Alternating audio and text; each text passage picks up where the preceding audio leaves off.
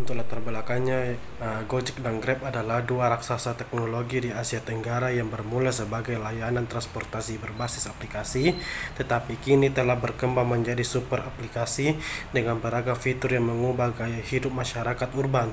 Keduanya lahir dari kebutuhan akan solusi praktis untuk masalah kemacetan dan efisiensi kota-kota besar.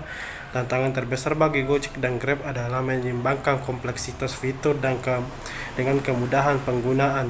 Sebagai super application, keduanya harus menampilkan banyak layanan dalam satu antarmuka tanpa membuat pengguna kebingungan.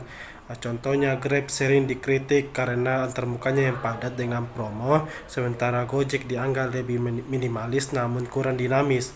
Analisis UI UX menjadi krusial untuk memahami bagaimana desain antarmuka dapat memengaruhi kepuasan pengguna dan loyalitas jangka panjang. Baik, penjelasan selanjutnya itu ada analisis UI. Nah, pada prinsip UI ada hierarki visual. Pada aplikasi 1 yaitu Gojek, tombol utama pesan makanan transportasi jelas dengan ukuran besar. Sedangkan pada aplikasi 2 Grab, menu layanan kini ditampilkan tepat di bawah kolom pencarian dalam bentuk ikon bundar berukuran sedang beserta label teks. Nah, adapun mungkin komentar dan perbandingannya yaitu Gojek menonjolkan dua layanan utama dengan tombol besar tanpa perlu scroll. Mungkin sedangkan pada Grab menampilkan 6 ikon kecil dalam satu baris yang memerlukan scroll horizontal untuk melihat semua opsi. Nah, adapun prinsip UI yang kedua, ada keseimbangan dan tata letak. Nah, aplikasi 1 Gojek mungkin layout simetris, menu navigasi di bagian bawah. Nah, pada aplikasi 2 Grab, tata letak padat dengan banyak promo di beranda. Adapun komentar dan perbandingannya, mungkin Gojek lebih rapi dan mudah dinavigasi, sedangkan Grab terkesan ramai karena terlalu banyak informasi. Nah, adapun prinsip UI yang ketiga, ada kontras warna. Nah, aplikasi 1 Gojek dominan hijau dengan kombinasi putih kontras yang baik. Pada aplikasi Grab, kombinasi warna hijau tua dan putih memberikan kontras yang harmonis. Nah, adapun komentar dan perbandingannya, Gojek menggunakan hijau cerah dan putih untuk kesan dinamis. Nah, sedangkan Grab memilih warna hijau tua dan putih yang lebih harmonis dan ramah pengguna. Gojek cocok untuk target muda. Grab menonjolkan profesionalitas. Nah, adapun prinsip UI yang keempat, ada tipografi. Nah, aplikasi Gojek font sans serif dengan ukuran sedang. Pada Grab, font serif pada beberapa bagian ukuran kecil di deskripsinya. Nah, adapun komentar dan perbandingan, tipografi Gojek lebih konsisten dan mudah dibaca, sementara mungkin Grab font kurang sesuai untuk UI-nya. Nah, adapun prinsip UI yang kelima, ada white space, yang dimana pada aplikasi Gojek ruang kosong memadai antar elemen.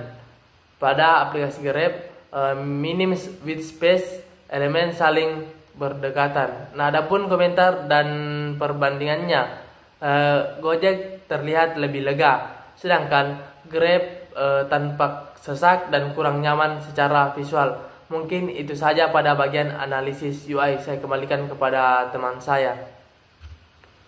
Baiklah, selanjutnya untuk screenshot UI.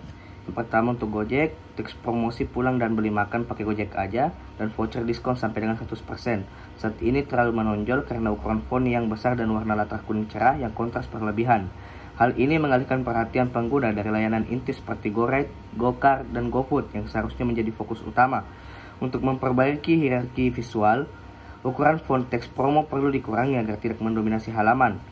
Warna latar kuning cerah juga sebaiknya diganti dengan warna pastel seperti kuning muda yang harmonis dengan palet warna Gojek, sehingga tampil tidak terkesan murahan. Selain itu, posisi promo sebaiknya dipindahkan ke bagian bawah halaman setelah daftar layanan utama, agar pengguna lebih mudah menemukan fitur inti tanpa terganggu oleh informasi promosi yang berlebihan. Selanjutnya untuk Grab, section rekomendasi restoran dan tantangan pada halaman Grab tidak terpisah secara visual, sehingga pengguna kesulitan membedakan fokus antara dua konten tersebut. Kedua section saling berdekatan tanpa jarak atau pembeda warna latar, menyebabkan tampilan terlihat padat dan tidak terorganisir. Untuk memperbaikinya, tambahkan jarak di antara kedua section agar ada ruang bernapas yang memisahkan konten. Section tantangan sebaiknya diberikan latar belakang abu-abu, mudah untuk membedakan dari section rekomendasi restoran. Sekian dari saya, selanjutnya akan dijelaskan oleh teman saya. Slide berikutnya yaitu kesimpulan dan rekomendasi UX-nya. Baik, adapun kesimpulannya yaitu analisis UI UX terhadap Gojek dan Grab menunjukkan bahwa prinsip white space dan hierarki visual menjadi faktor kritis yang sering diabaikan dalam desain aplikasi multifungsi. Gojek unggul dalam menciptakan antarmuka yang simpel dan mudah dinavigasi berkat hierarki visual yang jelas serta penggunaan warna kontras. Namun, adapun kelemahan utama dari Gojek tersebut yaitu pada ukuran fontnya yang kurang optimal untuk dibaca.